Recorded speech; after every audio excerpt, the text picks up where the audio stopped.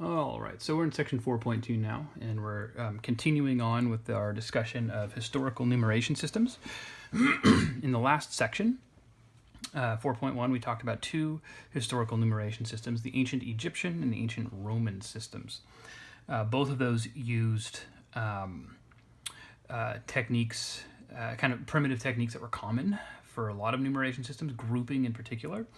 What we're going to be looking at in 4.2 are a couple more historical numeration systems. In particular, we're specifically looking at Babylonian and Mayan numeration. The section covers more than that, but we're just focusing on those two.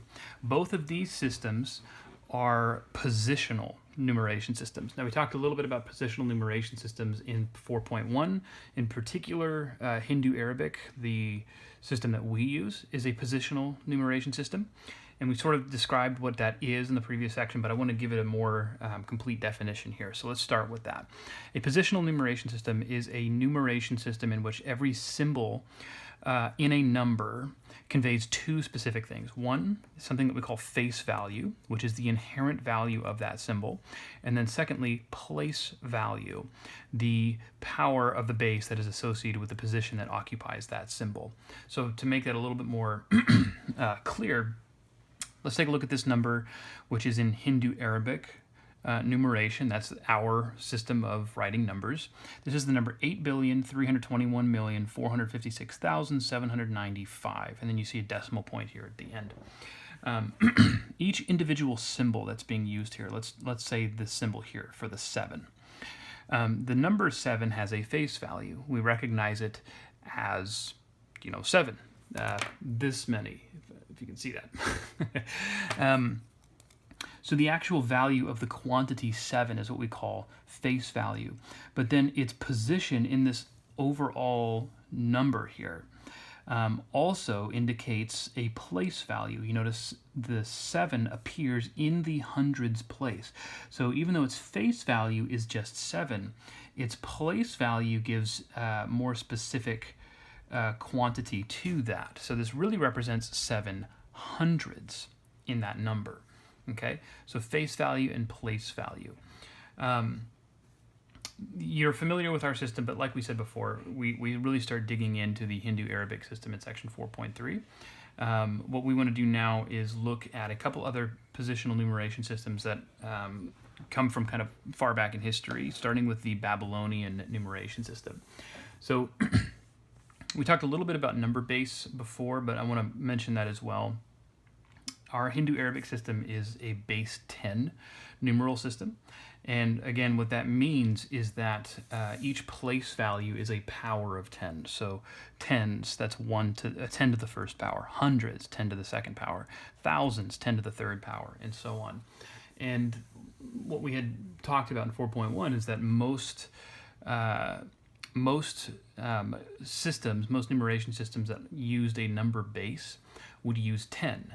And our best explanation for that is that we have 10 fingers. That's where we started counting. That was kind of the most natural choice at that point in time.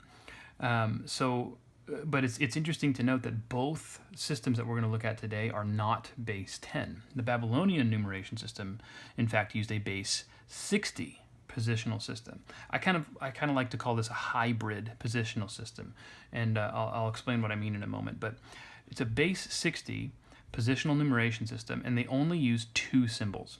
Whereas for us, we use a total of 10 symbols when we're writing a number, 0 through 9. Those each have their own symbol.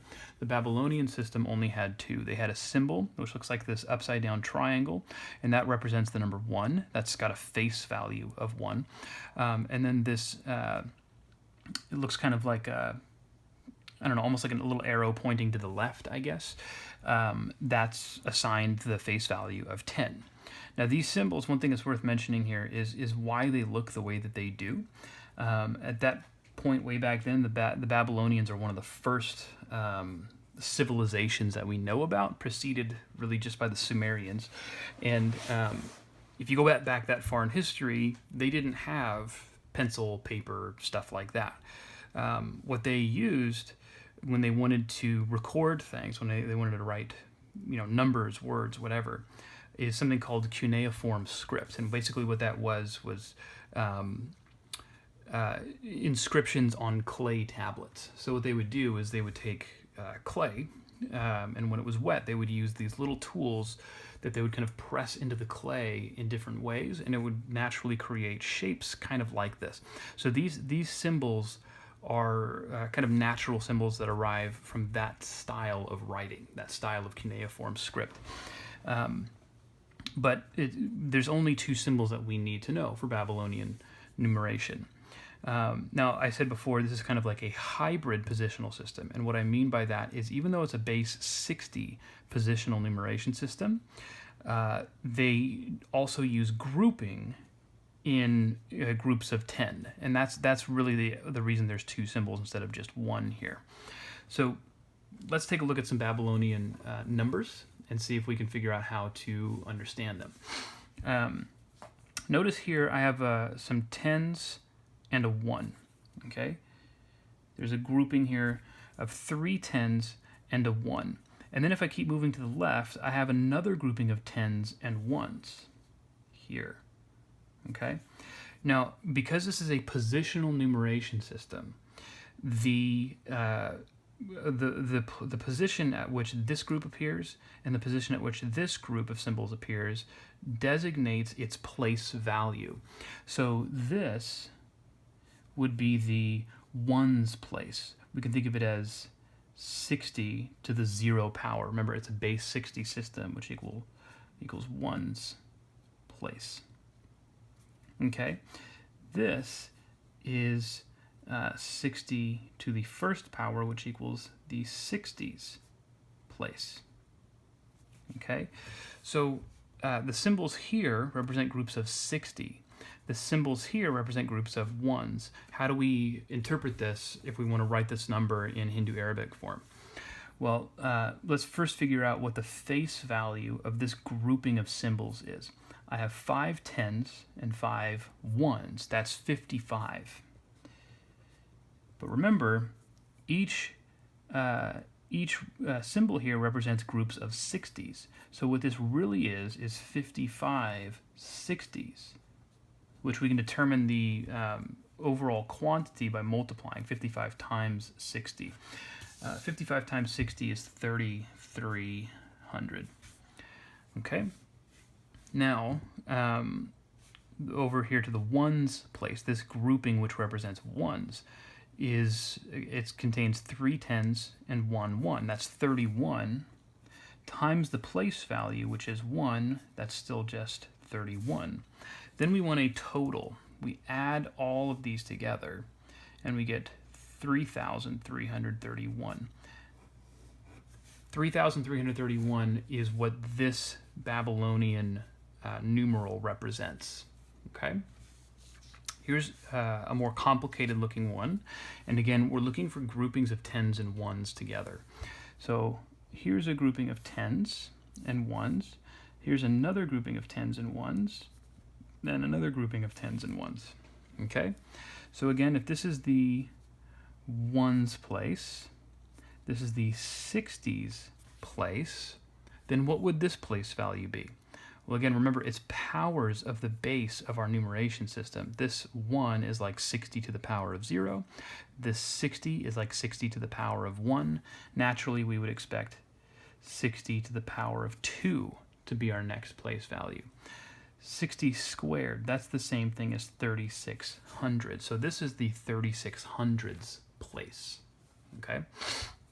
Now we follow the same pattern as before. So find the 10s and 1s in this grouping. I see 4 10s and 2 1s. That would be 42. That's 42 times the place value, 3,600. In my next place value, the 60s, I have 3 10s and 5 1s. That's 35 times that place value, which is 60. And then finally, I have 4 10s and 3 1s in this 1's place. That's 43 times 1. And I need quantities for each one of those. So 42 times 3,600 is 151,200. 35 times 60, that's 2,100. And then 43 times 1, of course, is 42. 3. And again, we add all of that to get a total. 153,343 is what we get there. Okay, so this Babylonian numeral it represents 153,343. Okay. You're going to notice 4.2 is a little shorter than 4.1, and the reason for that, even though we're still talking about the same number of numeration systems, we're introducing 2 of them. In these numeration systems, we're not doing any arithmetic. Our only concern is how to go back and forth between the system that we're using and Hindu Arabic. You'll notice the book doesn't have any exercises on arithmetic with these numbers, and it's just because it's a little messier with these systems. But I digress. So let's take a look at this next example. We want to do the opposite of what we did in the previous one. We're taking these numbers that were given and converting them into Babylonian form. So remember, the idea here is that we're trying to take a number and think of it in groupings of powers of 60.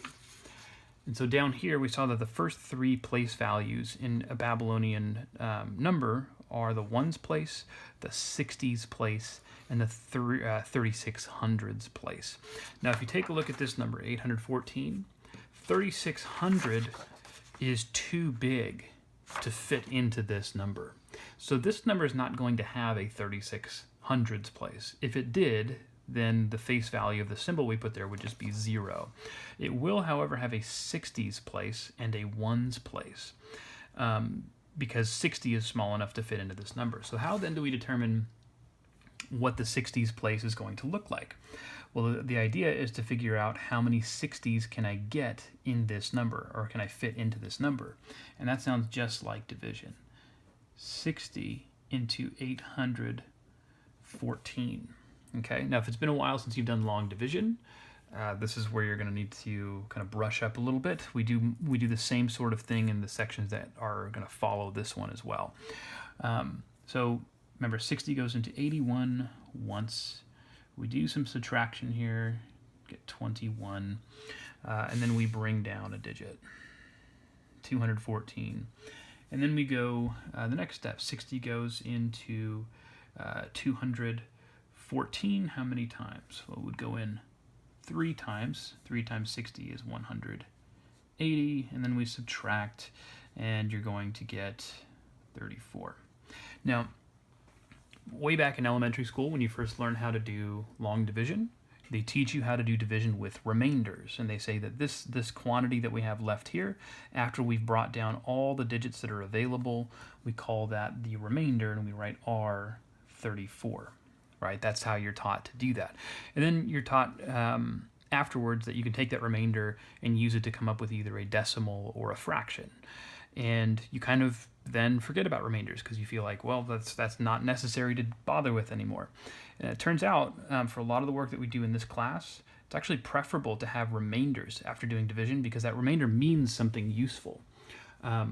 So here's what this literally means for us. Let me see if I can get a blank sheet of paper. This tells me that the number 814 is equal to 60 times 13, or my quotient, so let's call it 13, times my divisor, 60, plus my remainder. And you can verify that. The quotient times the divisor plus the remainder equals the dividend, which is 814. Notice 34 can be written as 34 times 1, though. And so what I've just done is taken the number 814 and broken it up into a certain number of 60s and a certain number of 1s. Notice if I wrote that this way,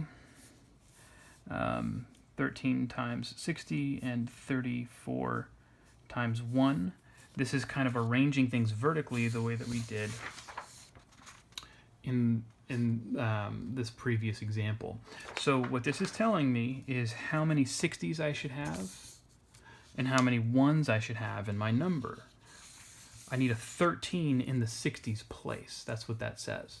So if I want to represent 13, that's 1 10 and 3 1s. So remember, 10s look like this. 1s look like this. Okay, so that's the number 13, and I want that to occupy the 60s place. Now, the 34 here is in the ones place, because again, I can think of this as 13 times 60 plus 34 times 1, that being the place value. So I need to put a 34 in the ones place. That's 3 tens, 1, 2, 3, and 4 ones. 1, 2, 3, 4. One thing I want to point out here is kind of like we did with Egyptian numerals. You can either write the numbers entirely horizontally like this, or you can stack them, and that's to conserve space. There's not any like hard rules about how to go about this. It's kind of up to your judgment whether you want to stack them or write them all horizontally. I just do it based on how much space I have, but that's fairly straightforward. So this would be our answer then. I usually, just for my tens, I just make a little arrow. Some people like to go like this and kind of thicken it up a little bit so it looks more like the symbol does in the table, but mine never look right when I do that, so I just do the little arrows. All right, let's do another one. Larger number. This is 71,905.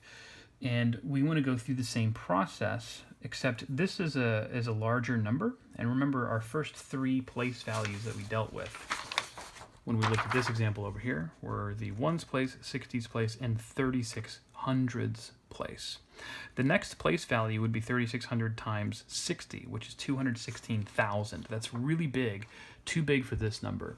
So the largest of those place values that still fits in this number is 3600. So now my goal is to determine how many 3600s are in this number. And that, again, that's a division problem. 3600 into 71,905. Now what I'm going to do, I walked through long division over here. I'm going to go straight to an answer, and that's primarily just to conserve some space here. But you would want to do the long division to determine how I'm getting what I'm getting here. So where did I write my answer? Where are you? Oop, wrong one. 3600 into 71,905 gives me 19, with a remainder of 3,505. One thing you should remember from long division is that the remainder should always be less than your divisor. If you ever get a remainder that's larger than your divisor, you did your division wrong. By design, that would never happen. This should always be smaller than this, because if this is bigger, that would imply that 3600 could have fit into this number more times than you said it did. All right, so let's think about what this means now. This means that 3600 fits into this number 19 times. So in my 3600s place, I should have a grouping of symbols representing the number 19.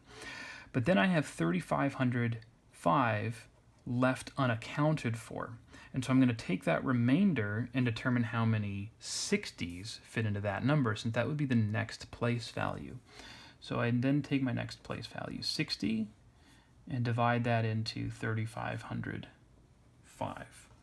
Okay, 60 goes into 3,505. Again, you would do the long division here, but you should be getting 58 with a remainder of 25 in this case.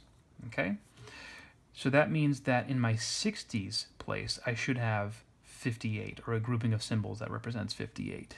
Okay. One other thing that I should mention is, again, if you are doing this correctly, the quotient should always be smaller than 60.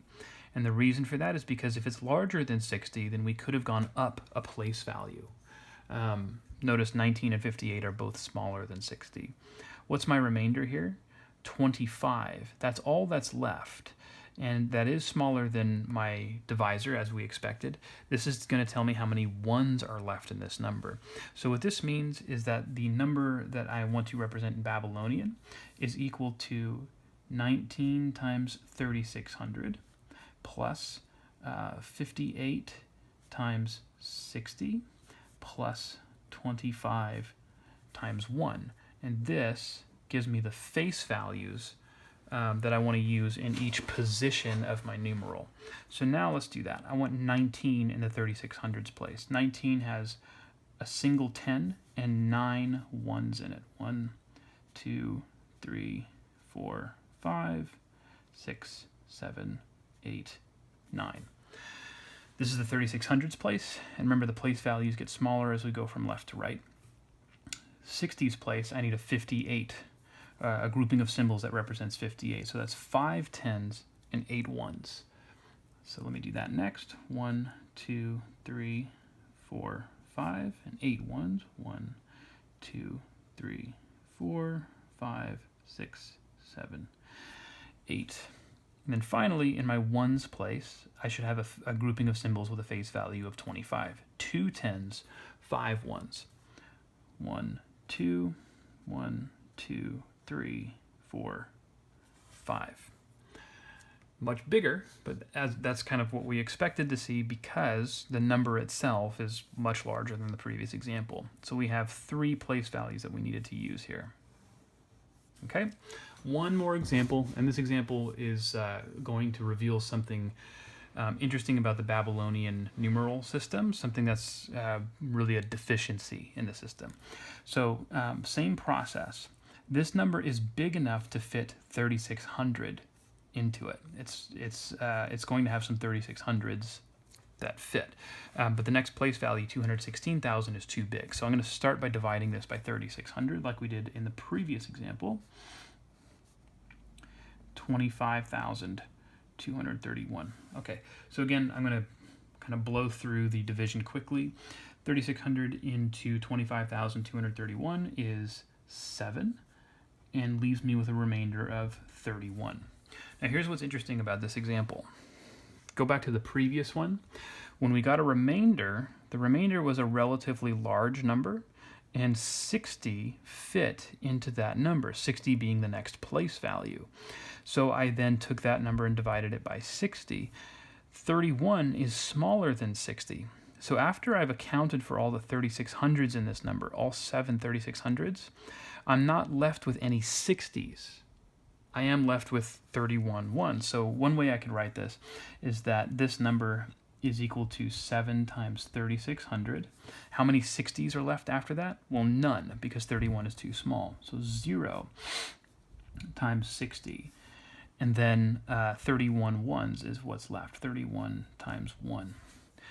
Okay, but then how do we write this number? The Babylonians were not smart enough. I shouldn't say they're not smart enough, but they didn't come up with a number for 0. In fact, the number 0 as a numeral is a relatively recent invention. It was invented for the use of our Hindu-Arabic system. But even though positional numeration systems existed before Hindu-Arabic, the concept of using 0 as a placeholder didn't occur to anybody. And so watch what happens when we try to write this number. I need a 7 in my 3600s place. That's just 7 ones. 1, 2, 3, 4, 5, 6, 7. Now, if I were to write 31, a grouping of symbols with 31 right next to this, then that would be where I stop writing this number. But because we only see 2 groupings of symbols there, your mind is going to think that that's not 7 360s, but 7 60s and 31 ones. That's going to give you the wrong number. So how did they deal with this?